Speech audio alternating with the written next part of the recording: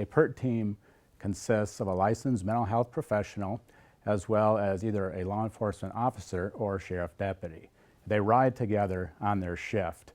And basically, when a call comes in to dispatch, a 911 emergency call, where it appears a psychiatric issue is at play, then the dispatcher will dispatch the PERT unit to go to that scene to intervene.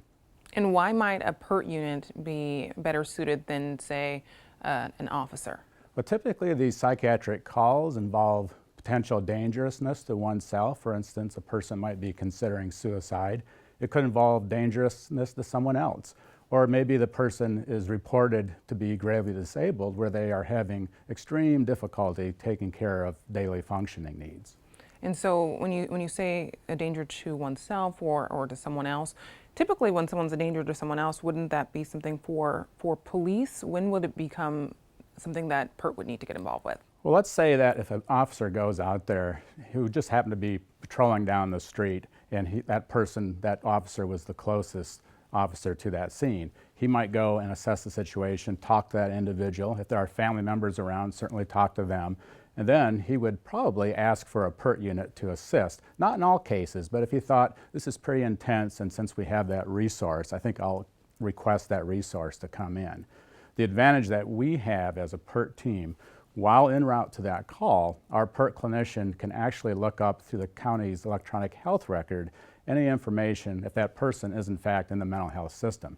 That could be diagnosis, medications, current providers, case managers, and we can actually start to contact those people to get information. And sometimes it might even include family members as well. That gives us a little bit of a head start. But then once we arrive at the scene, it's essential that officer safety, the consumer of mental health services, or that person in crisis, their safety, the public safety is taken care of and assured first before the PERT clinician actually then goes into the scene and actually starts to converse with that person.